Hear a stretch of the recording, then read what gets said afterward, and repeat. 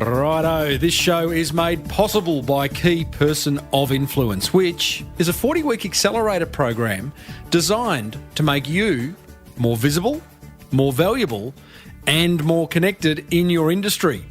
If you want to learn how to do that immediately, then you can grab a free hard copy of their New York Times bestseller over at keypersonofinfluence.com/Timbo. And I suggest you only read that during the day, because I tell you what, if you read it at night, you won't sleep. I didn't.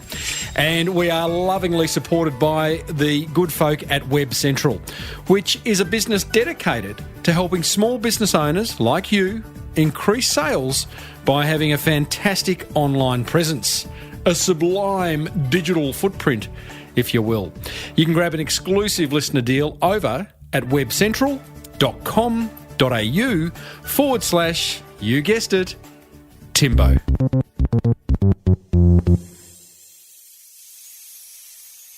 Now, don't get me wrong. I love all my guests.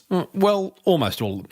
But every now and then, one comes along who's on fire. They've got an amazing product, they love what they do, and they simply can't seem to put a foot wrong. Allow me to introduce you to Lana Hopkins of Mon Purse. Très bon. Yeah, I said, welcome to a small business marketing show where successful small business owners share their souls to take your marketing straight to the lead. Now, here's your host, Mr. Timbo Reid. And welcome back to another episode of Australia's #1 marketing show. I'm your host, Timbo Reid. You, infinitely more importantly, you're a motivated business owner. Whether you like it or not, and you are ready to crank out some great marketing to build that beautiful business of yours into the empire it deserves to be. And guess what? It's exactly what we do around here at the Small Business Big Marketing Show. Oh, yes, indeedly doodly. And have we got a big show for you today.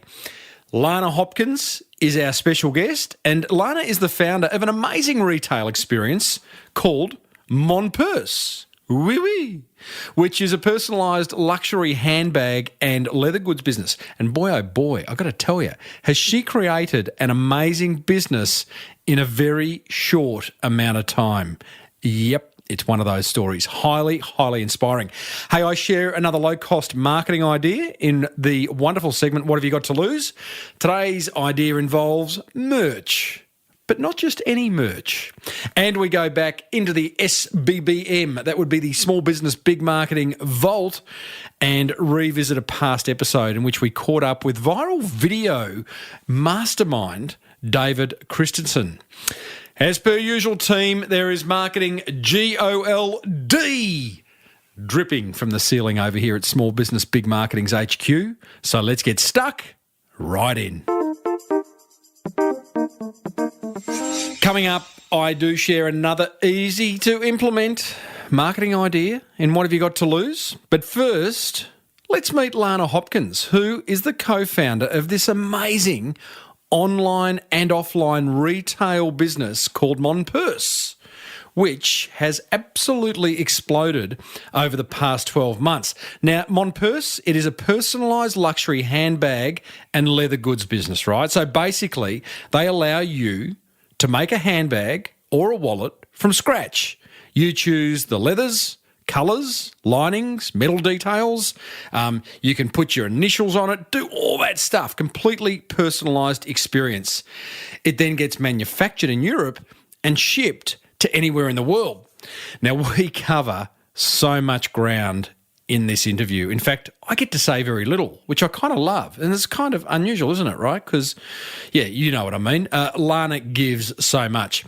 This is what we cover, where the idea came from, and hint, it involves teddy bears, how Lana did $1 million in the first 3 months, how Lana has established distribution in Myers right across Australia, Selfridges and Bloomingdales in NYC, why she never does sales and never does discounts, and how she avoids overwhelm as the business grows exponentially. Really, really insightful interview here, team. I started off by asking Lana to share where the idea for Mon Purse came from. I think that I was running around through Westfield and Bondi looking for that perfect handbag. And, I was a very time-poor person. So for me, it was quite important that I found the perfect handbag. Nothing was available. And I was disheartened to the point of walking out of the last, I think it was an Oriton store, Mimco store in Bondi. And as I walked out, I walked straight into the teddy bear workshop in Bondi, in Westfield, which you might be familiar with. Yeah. I walked in and I spent an hour designing this perfect teddy bear from scratch. So everything from picking his little eyes, his nose, his outfits, etc. I had to actually put a heart and his soul in his body. So it was quite an intimate process. And I thought, wow, here I am. I'm a 30-year-old woman and I'm getting really excited about building a bear. And I'm Trump-all as well. So for me, that was the realization point where I thought, okay, well, I was quite unsuccessful in my endeavors to find the perfect handbag. However, I've just created a bear. How would my immediate girlfriends feel about creating that perfect handbag? It was what we call a come to Jesus moment. It was a moment of truth, so to speak. So, wow. And you really you were in that workshop going, you know what? This is a business here. I can do it. This is a business here. I can do it, despite the fact that I didn't come from a manufacturing or retail background. Oh, I love it. Good. What background had you come from? What were you doing before you started Mon Purse? Yes, of course. So I used to work at News Corp. At the time, I was actually working at MasterChef magazine in the media sales department. And at the time of having the idea for Mon Purse, I was actually a marketing director for another small e-commerce business called I Cover Lover, which my husband James had started, and that was a business which sold smartphone cases, particularly custom smartphone cases. And so I was sort of thinking, okay, well, I've had a bit of experience doing that. Why don't I turn this into a really great idea that gives my girlfriend something to look forward to? And I think in the beginning, you've always got to look for that personal problem that you've had, that personal encounter, and try to find a solution for them. Well, I totally agree. And having spoken to well over 300 successful business owners, that's a recurring theme of I had the problem. If I've got the problem, others have got it. I'm going to solve it. But what I love about what you've done, Lana, is that you don't have any manufacturing experience. You've literally come out of a very an unrelated industry almost in News Corp and publishing. So tell me, Mon Purse is not a simple business. How does it all work in the background? Yeah, look, of course it's not, but I think the main thing that we try to do here at Mon Purse is uncomplicate the complicated, if that makes sense. Oh, yeah. And I think that, you sort of, the way that it started in the beginning is I literally jumped on Google and I started researching where the best manufacturing countries were. And Italy came up, Spain came up, travelled to both, been to both, and then Turkey came up. So I'd never been to Turkey before, and I thought, wow, I really should go and check it out. And I think that from that came the attitude of impossible is nothing, which is the DNA of our business now. It's all about saying, if we don't have an answer to something, how do we find the solution? And what it comes down to is building a really robust team, having the right people around you, because whilst you may not have the answer and the solution to everything, what you need to be good at is finding the best people to put all of those pieces of the puzzle together. And that's essentially what's happened with us. We manufacture in Turkey and Italy now to an extent. We retail both online and offline, so we've got a really strong omni-channel solution. We launched online initially, and now we are in Maya in Sydney, Maya Melbourne, Brisbane, Doncaster, Adelaide, about to come to Perth as well. We've just opened in Selfridges, London and Manchester, and about to open in New York and San Francisco at Bloomingdales. So there's a lot of moving pieces. There are a lot of moving pieces. So before we talk about that omni-channel approach to doing business, when I said it's a complicated business, I guess it's not overly complicated. You've got manufacturing facilities overseas. You have a website that enables personalisation. The orders go in, They get printed out at the other end and the bag gets made. Am I missing something? Look, I mean, it's absolutely, that's how we want the customer to feel, and that's how it should be. It's seamlessly integrated. But of course, what it is, we've developed a very unique solution, a very unique proprietary solution, which enables us to produce one-off bags, because it's all very easy to produce 1,000 of the same bags, but it's you've got to have an IP to be able to create entirely different combinations. We've got over 6 billion design combinations. So Did you you can say imagine 6 million or 6 billion? Billion with a B. Yes. Yes. I bet the 80-20 rule applies surely. Yes, I mean, to a point, but I think it's about building strategies and having those strategies in place in terms of how do we optimize workflow efficiency, how do we create systems which allow us to make certain bags on certain days and then focus on the production of, let's say, for example, pouches on Monday and totes on Tuesday. So it's about really working through the supply chain algorithm. You make it sound so simple, going from a Build-A-Bear workshop to creating this beautiful business in Mon Purse. But what was the biggest hurdle in that first kind of 12 months where you've gone, my God, what am I doing? Gosh, I think there's so many hurdles. I think any new business will always be asking themselves the question of who are the right people, who do I need to have backing me on my team? That is always the number one problem, because as we know, without people, you don't have a business. Secondly, it's also actually about making sure that you are prioritizing and focusing on the single most important things, because there are so many things that you can focus on at any one given time, but it's about really solidifying what the focus should be on first and foremost, from a development perspective, from a marketing perspective, from a budgetary perspective. And then you've also got the added pressure of raising capital, because as we both know, if you want to scale your business and build your business up, you do need to go out there and raise capital. So that always comes with challenges, particularly when you have your first capital or your second capital raising that you're doing and you have a fairly unproven model which you need to sell into potential investors and validate your justification behind your valuation. Who did you look for guidance in this personalisation market? Because I know Nike have been doing sneakers for quite a while. They were one of the first, weren't they, to sort of apply the power of the internet to personalising product. Did you look to them or who else? Yeah, look, I didn't actually specifically have any customization experts on my books or on my call list, so to speak, but I did entrust the support of two advisors. One of them was a very solid and strong CMO, and the other one was a very strong CTO. So they'd had experience in digital marketing and obviously technology with some of the biggest players in Australia and overseas. And it was to them that I turned for their guidance in terms of how would you go about troubleshooting certain problems. Because the most important things that we had was how do you build the tech and how do you have effective marketing campaigns to reach broad audiences before we could worry about, building the infrastructure, supply chain, etc. Because first you've obviously got to validate the MVP or the minimum viable product. But I do have two really strong advisors who I look to for that.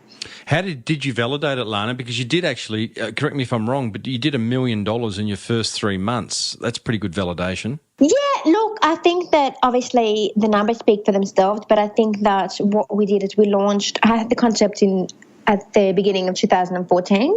We then built the systems and the platforms and we launched in beta online only at the end of 2014.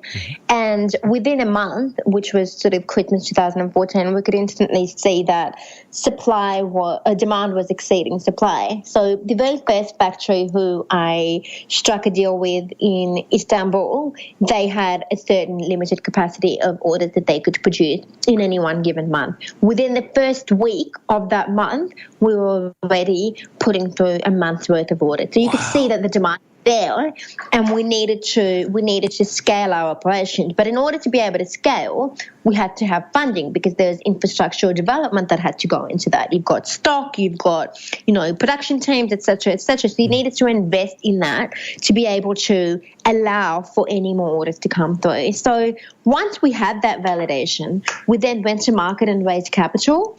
And off the back of that, we developed the infrastructure or the proprietary system, which I'd spoken about earlier, which is all about how do you engineer your supply chain in such a way that allows you to create 1,000, 4,000, 5,000 completely different bags all at the same time.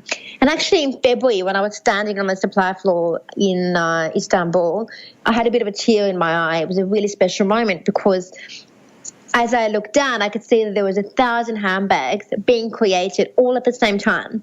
And 1,000 happy customers were going to open that big, beautiful black box with their tissue paper and dust bag and have a bag which is truly unique to them. And that made me smile because that is not something that happens every day. Well, good on you for owning up to having a tear in your eye, because I often speak to successful business owners and ask them about that moment when they've realised that, hey, this is special. And they're so busy with the next thing they've got to get onto that they don't allow that tear to come, right? You know, they just move on. So I think that would have been a wonderful moment. Absolutely. It really, really was so special. Listeners, I'm talking to Lana Hopkins. She's the co-founder of Mon Purse, which is a personalised luxury handbag and leather goods business.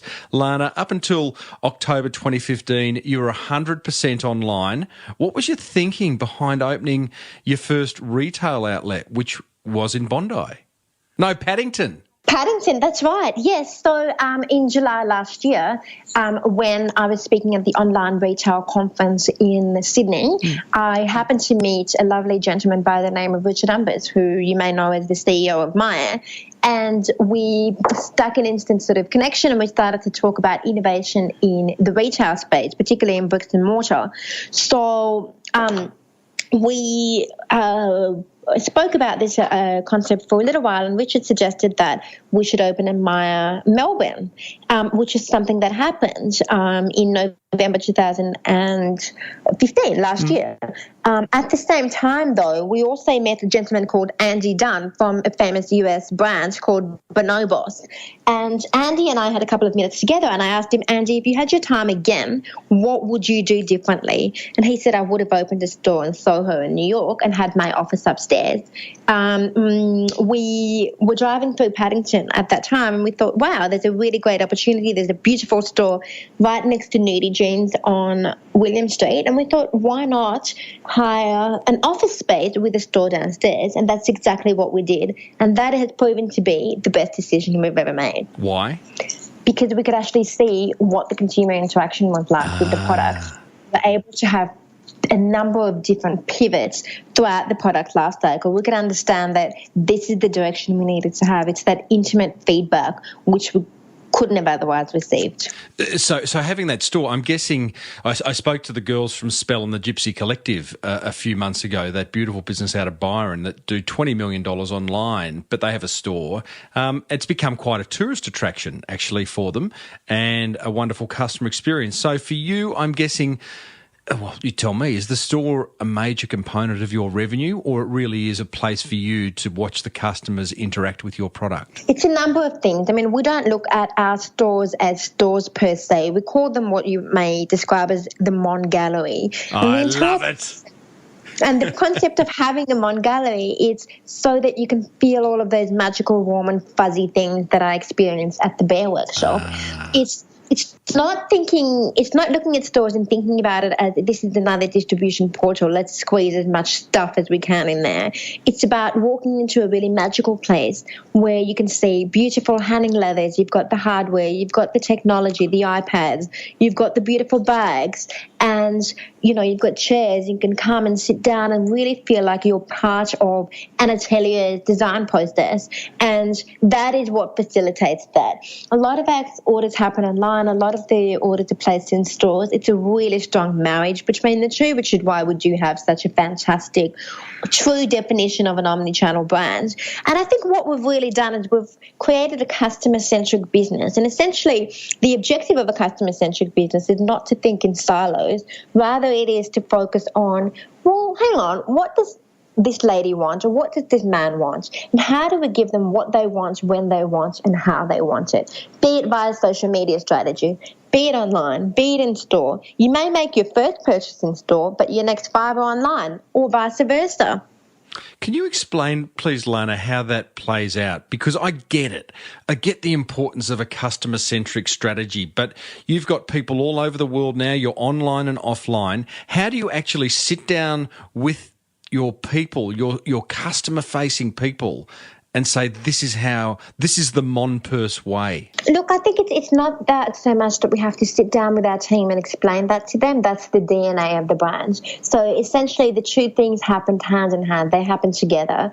And people know that when they come into our stores, they can have the same seamless and integrated experience as they do online. What people may want to do when they come into the store is experience things such as smell. And you can imagine smelling the different leathers. You're not able to do that online. You can visualize it, you can see it, but unfortunately you cannot smell the product. So it's about saying, you know what, every time that we open in any given city, our online sales go up as a result. So we open in Adelaide, all of a sudden sales spike. And what it's all about giving people that hope, that opportunity, and the development of trust. Because if there is a physical location, even if it's just that one in that city, people know that should there be a problem, they can come in. But more importantly, if they want to come in and experience the product firsthand, human beings need that physical interaction, I think. I don't think that's going anywhere. You look at Amazon, they are the biggest online player, and they've just opened their 5th experience center in Chicago. What does that say to us? It says to us that the two currencies need to work hand in hand, Totally agree. Not as opposing silos. Yeah, we'll always want to eyeball, right? Tell me, you talked about speaking at this retail conference and making a connection with the boss of Myer. I mean, what a wonderful, wonderful opportunity. And most people are knocking on Myer's door. He comes knocking on your door. Look, I think it was just the marriage of the minds. I think we feel so incredibly honoured and humbled to have had the opportunity to have met such a wonderful and intelligent person who obviously is very much ahead of the curve. I feel that Myer is in a really interesting position at the moment. They are really all about disruption and innovation and creating experiences. They recognise that the modern customer wants more than just a shopping experience. They want an unforgettable theatrical experience, which is what keeps them coming back. Isn't that right? Absolutely, and good on a big department store for recognising that, because I must say I still walk into a David Jones or a Myer and get underwhelmed by the customer service, but I know they're working hard on the customer experience. So you have these, are they called concierge stores in Myers? They're called concession stores. So what that essentially means is that we build the infrastructure, we do the fit out of our stores, or our galleries, I should say, to look the way that we want them to, and we staff them out as well. So all of the team members that you see in a Myer store are actually Mon Purse team members, not Myer team members. That is something that is absolutely critical to us in any environment. We're just opened in the UK, and we've got a Mon Purse team over in the UK who work at Selfridges, and likewise for Bloomingdales. Everybody that you see in any of our concession stores within a department store is a Mon Purse employee. They're your people. Tell me, the Bloomingdales and the Selfridges contacts, did that come out of Myer, or is that something that you chased independently? That's something that we chased independently. We did have some support from the Myer team, obviously. Both Daniel Bracken and Richard Umbers had introduced us to a number of people, and we were fortunate enough to meet. Selfridges specifically was an independent contact, as was Bloomingdale's within the Mon Purse team. I think it was just a case of saying, you know what, we've got such an unbelievable story. Our performance at Myer is unbelievable. We are very much one of their top performing brands now, a year on.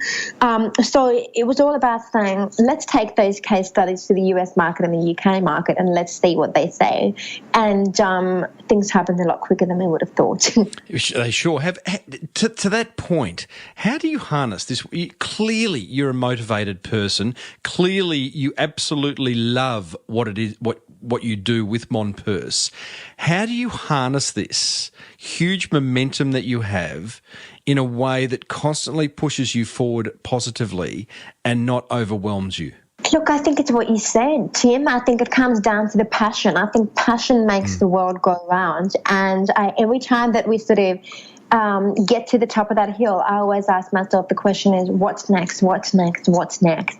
And I think that by having the attitude of impossible is nothing, we always strive for more, more, more, and more. That's not to say that we don't stop and celebrate and smell the roses, but I think it's about having that appreciation that the momentum is here, the momentum is now, and therefore there's no time to stop and look back. Make hay while the sun shines. Tell me, you don't just on marketing, you don't discount or ever have a sale. Is that correct?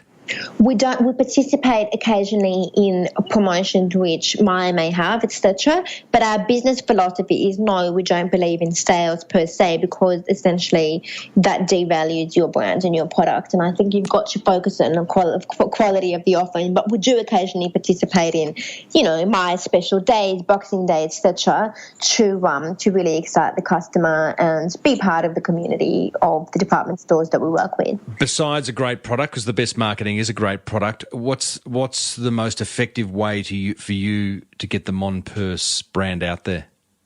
I think it's been the storytelling, Tim. It's been the journey. It's talking about a really ordinary and simple idea which turned into something magical. I think it's authenticity is key. And for us, we partner with really incredible and interesting people who have achieved great things, such as Lara Brown, who's the editor-in-chief of InStyle America, who has just created her own collection exclusive to Mon Purse, which is fully customizable, I must add, by the way.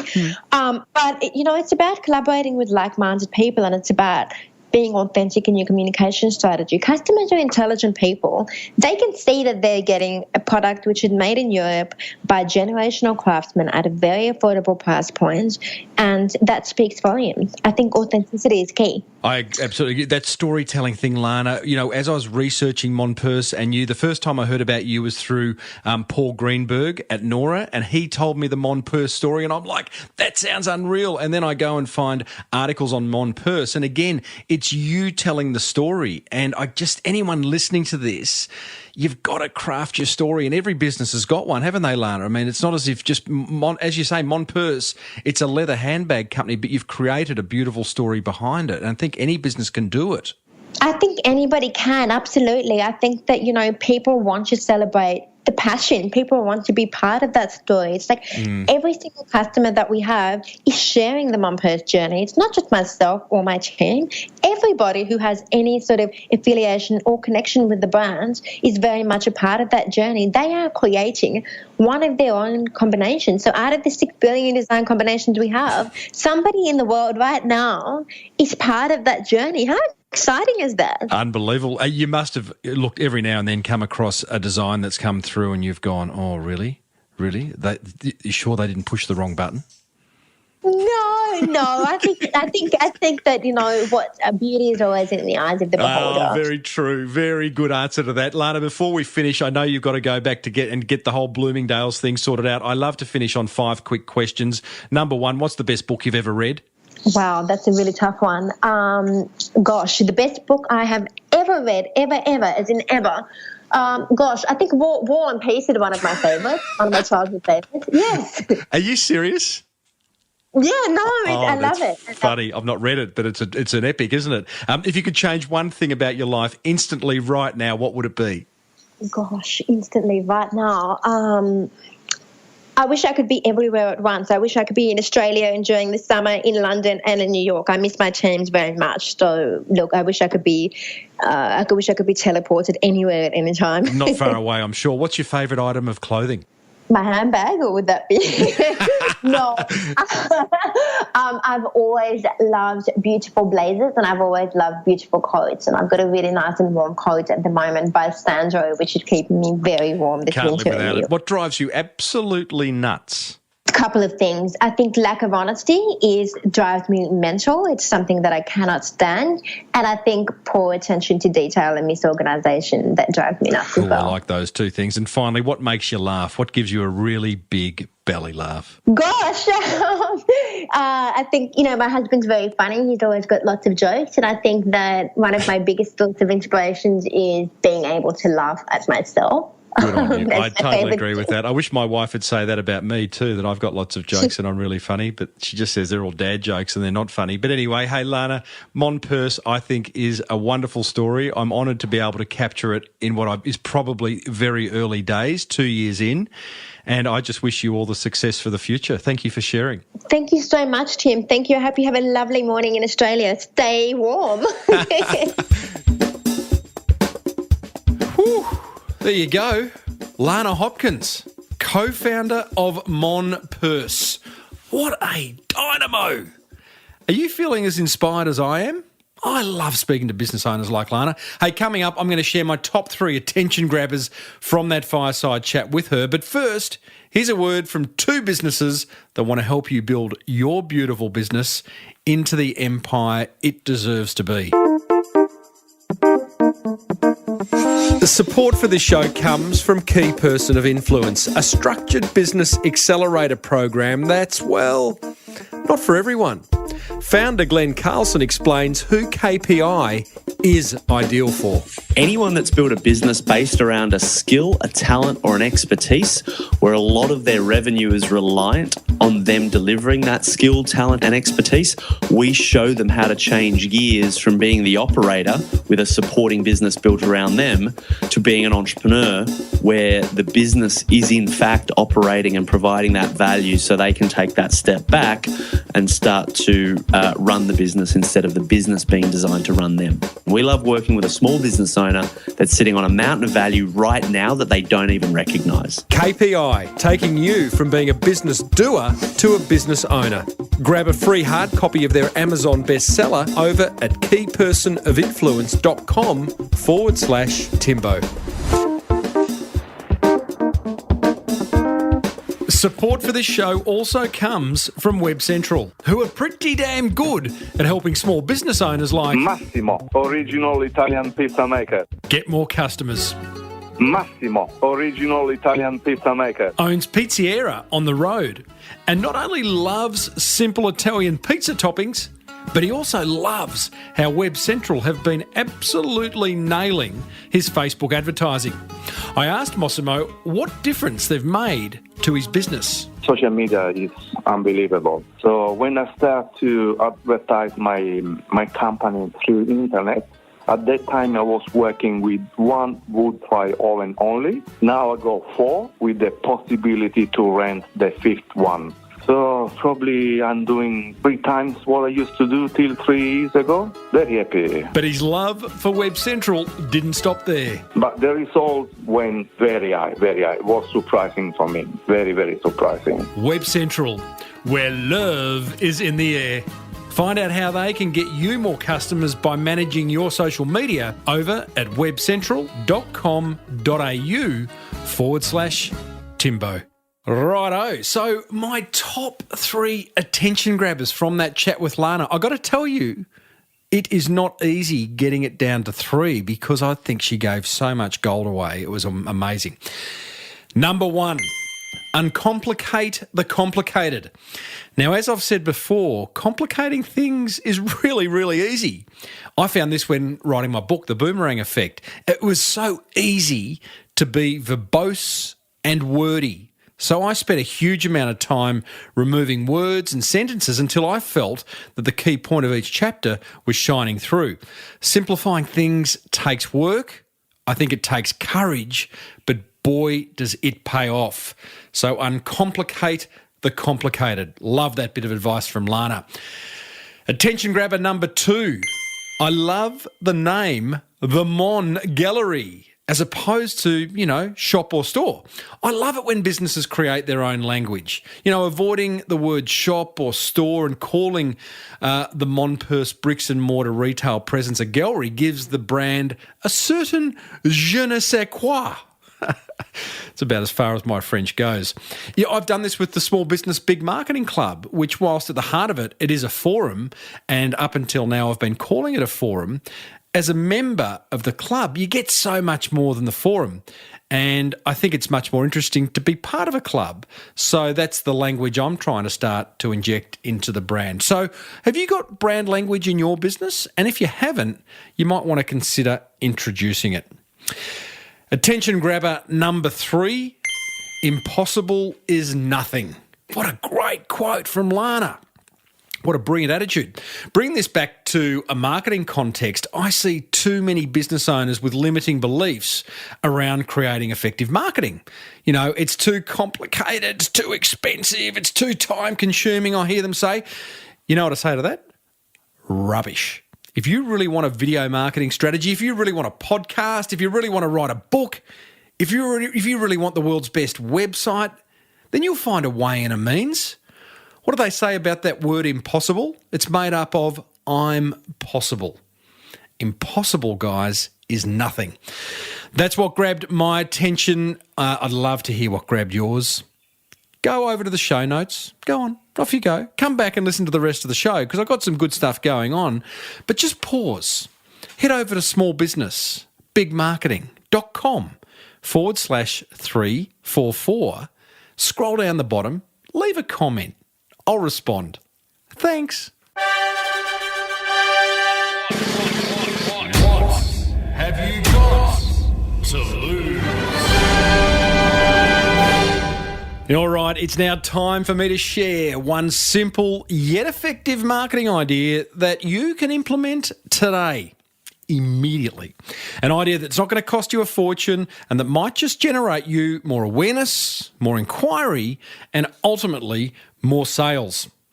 Today's idea, team, is to give away a free branded t-shirt. You know, the word free is one of the most persuasive and powerful words in the English language. I mean, free beer, that's got to be one of the great headlines, right? In business, free is a great word to use in your marketing. Who doesn't love the idea of getting free stuff? You know, one of the best and easiest ways you can build brand awareness, boost customer loyalty, and generate more inquiry is by giving away free company swag. But take note, not all swag is created equal. Oh no. Do not make the mistake of wasting money on stuff that the average person ultimately just ends up throwing into a junk drawer, like notepads, pens, stress balls, key rings. Hey, doesn't that stuff send you to sleep? We don't want any of that. Instead, give away free branded t-shirts instead. Why? Because people will actually wear them. They'll promote your brand. Here's my 3 steps to creating a rockstar branded tee. Step 1. Create a few initial design options. Once you've decided on a final design, have your first batch of t-shirts made and sent to you using an online retailer or a local print shop. Simply, you just go and Google something like online t-shirt printer and you will be confronted with a lot, I promise. Step 2. Start sending or giving your new t-shirts out to friends, prospects, to social media followers, customers, and anyone else who requests one. And if you want to go the extra mile, then automate the entire process using a website like Printfection. I'll put a link in the show notes to that, who manage and distribute businesses' promotional merchandise. Really cool little business in itself. Step 3, follow up with everyone and ask them to send you photos of themselves wearing your t-shirt, or have them share it with you on Facebook or Instagram. Collect the photos and put them on a page on your website. That's how you start to create a tribe. Now, here's the pro tip. Nail your design and pick a cool-looking t-shirt, a quality t-shirt. Remember, you want people to wear it, right? As always, there will be links in the show notes to the resources I mentioned in this little idea. So head over to smallbusinessbigmarketing.com/344. And if you'd like help implementing any of the ideas I share in this segment, then go ahead and join the Small Business Big Marketing Club, where I will personally support you on your marketing journey for a massive $67 a month. Hey, gotta love that. So, what have you got to lose? That almost wraps up another episode of the Small Business Big Marketing Show. But plenty of marketing gold coming your way in the weeks ahead. Next week, we talk about how and why you should consider crowdsourcing with Design Crowd founder Alec Lynch. It's a good, insightful interview on a topic we haven't covered in depth lately. Hey, do you remember that recent episode in which I caught up with viral video mastermind David Christensen? He's responsible for some of the most viral videos of the past couple of years. Remember the shark attack one in Sydney, or the guy taking a selfie inside the tornado? Here he is talking about his scepticism of viral videos. All I can tell you is that when we first set out to kind of explore this medium, I was way more trusting with the world. And I am far more skeptical now on everything that I see. Even the most outrageous ones, you got to look at with a critical eye to, figure out if you think it's really true or not. Obviously, there are so many of them that are just luck and, catching the right moment at the right time, getting that awesome, bit of vision. But there's a lot of fabricators out there like ourselves that are in the mix for sure. Oh, that was a fascinating interview, I must say. He's now gone on and created a hugely successful video production company off the back of creating some wildly successful viral videos. You can listen to my full interview with Dave, plus hundreds more, over at smallbusinessbigmarketing.com, or what I'd really love you to do is subscribe free on iTunes. Hey, I'd love to hear from you. Send me an email. Say good day. Tim@timreid, reid.com.au, or hit me up on Twitter @TimboReid. Be sure to grab a free hard copy of the Key Person of Influence book over at keypersonofinfluence.com/Timbo, but only if you want to become more visible, valued and connected in your industry. And remember, you too could be like Massimo, original Italian pizza maker, and have huge success with your social media marketing. So why not hand that responsibility over to Web Central? You can check out their exclusive listener social media package over at webcentral.com.au/Timbo. If you loved the Small Business Big Marketing Show, please tell another business owner. I think you deserve to, they deserve to know about it. You know what I mean? Pay it forward. Until next week, I'm Timbo Reid. Thanks for listening to the Small Business Big Marketing Show. May your marketing be the best marketing. Bye for now.